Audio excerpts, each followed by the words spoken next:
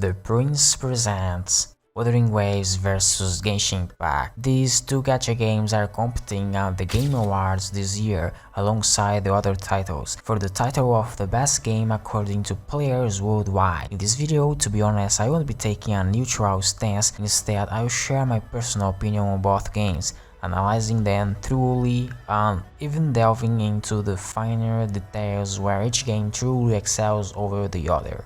I will provide my perspective, but you, the viewer, can draw your conclusions from this information. Let me know in the comments which game you think is better, Wuthering Waves or Genshin Impact. Start!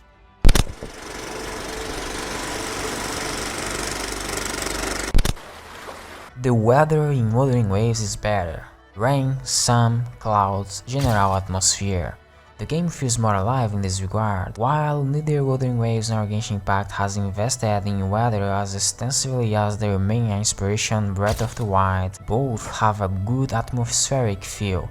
Genshin's weather system, however, is more static. For example, rain in Genshin is rarely utilized, and when you enter cities during rainfall, it instantly stops. If you leave the city, the rain resumes, which has always bothered me. Furthermore, Genshin lacks cloudy weather, except in regions specifically designed for it. On the other hand, Wuthering Waves incorporates weather more effectively. Rain occurs more frequently across the map and lasts longer. Even after it stops, the grass remains wet and the clothes are more detailed and visually appealing. It might seem like a small detail, but for someone like me who enjoys open-world adventure games, it makes all the difference. The cutscenes in Wuthering Waves are more interactive, with characters moving more dynamically, making them feel less formulaic compared to Genshin. I hinted at this indirectly in my previous video about Wuthering Waves.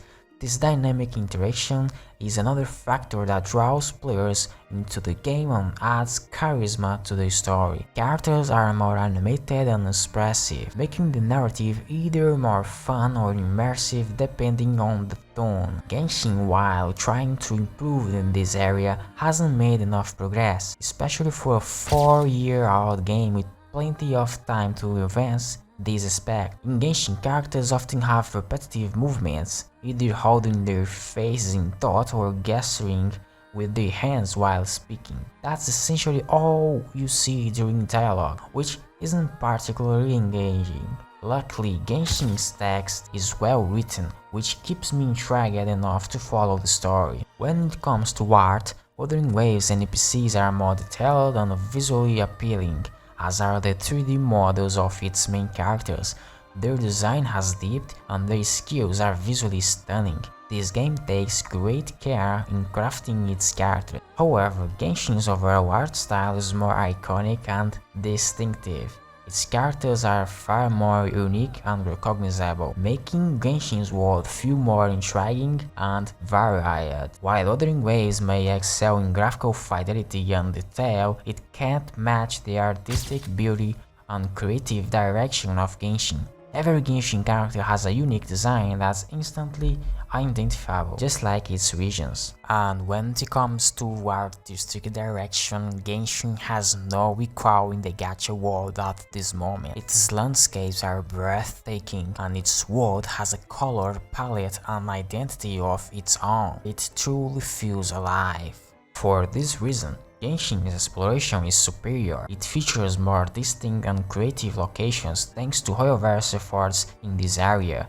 Wuthering Waves maps, by contrast, feel emptier, fewer chests for example, less creative, and too uniform across regions. While new maps and ideas are likely to be introduced in Wuthering Waves, Genshin's ability to remain unique even within its own regions sets it apart. You can see a lot of different things even if you are in Fontaine or Sumeru. Additionally, Genshin's mechanics are deeper and more innovative, especially with the introduction of Fontaine and Natlan, where you can swim or even transform into a Pokémon. Like, incredible.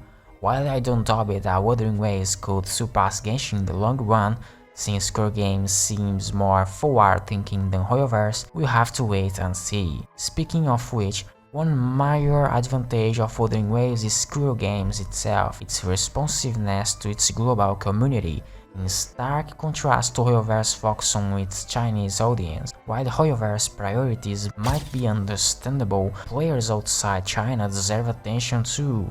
Kuro Games listen to feedback and acts quickly, whereas Hoyoverse often lacks transparency, dismisses concern, or outright ignores them.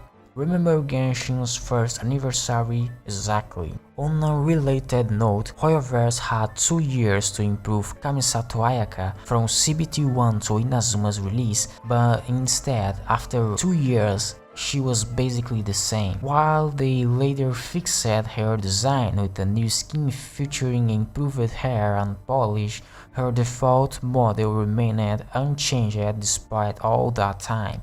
In comparison, Kuro Games refined Camellia's model within 2 months or less. This demonstrates the importance of listening to even minor feedback and making continuous improvements. It shows that Kuro Games likes to improve their game. While Genshin's exploration may be superior, its gameplay isn't necessarily better than Wuthering Waves. Quite the opposite. Wuthering Waves offer greater depth in its gameplay mechanics. Its characters are more fun to play, especially in its new region, showcasing constant improvements and creative experience. In Genshin, you rely on team resonance and elemental synergies, followed by spamming Q or E. In Wuthering Waves, you have parry system, more abilities, and smoother combat. Boss fights in Wuthering Waves are particularly enjoyable thanks to its enhanced system, which often feel like duels. Yeah, when I'm soloing a boss, feels like a duel, it's so cool.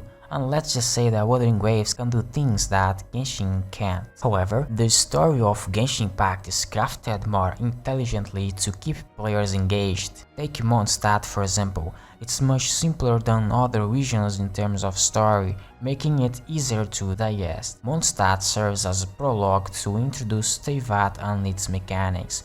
Overall, Genshin's narrative is unquestionably better than Wuthering Waves. I've mentioned before that I'm not a fan of Wuthering Waves' story. The concepts are too complex and lack of charismatic characters in most part of the game. Its grey and joyless world is vastly different from Genshin's vibrant and magical setting. Genshin's story is amazing and the side quests of the games is even better. And these are the greatest strengths of the game. This might explain why many players left Wuthering Waves early on. Why choose a similar game when Wuthering Waves improvements over Genshin are basically minor details? Genshin's essence, its story, world, characters and execution remains superior. Most of Wuthering Waves' strengths lie in areas where Genshin faltered, issues Hoyoverse could have addressed but didn't. Players who switched to Wuthering Waves did so because they wanted to support a developer that respects its players and listens to them, and I can respect the decision, to be honest. Well, in conclusion, these are all my thoughts and opinions. Now I'd love to hear yours. Which game do you think is better and why? Personally, I embrace Genshin's virtues, its story, music and world. These are essential elements of a good game and outweigh its flaws when you put everything on the scale. While Wuthering Waves excels in technical details like immersive weather, dynamic animations and responsiveness to its community, the perfect game would be a fusion of the two, to be honest, like Genshin Impact storytelling paired with Kuro Games' dedication. Lastly, this video comes after a tough week for me, some personal challenges and moving houses, which is always a hassle. Setting up electricity, internet, water and everything else takes time, but I'm back. I also didn't delve into the artifact systems or gacha mechanics in this video because frankly, I don't care enough about those terrible systems to analyze them. My focus here was on the RPG systems of both games, and that's why I played them. But that is it. Overall, I hope you enjoyed the video. I tried to talk about as much as I could remember from one game and the other. And for you, the Wuthering Waves technique or the virtue of the Genshin world? I choose Genshin Impact. And with that, I close the curtains. Showdown.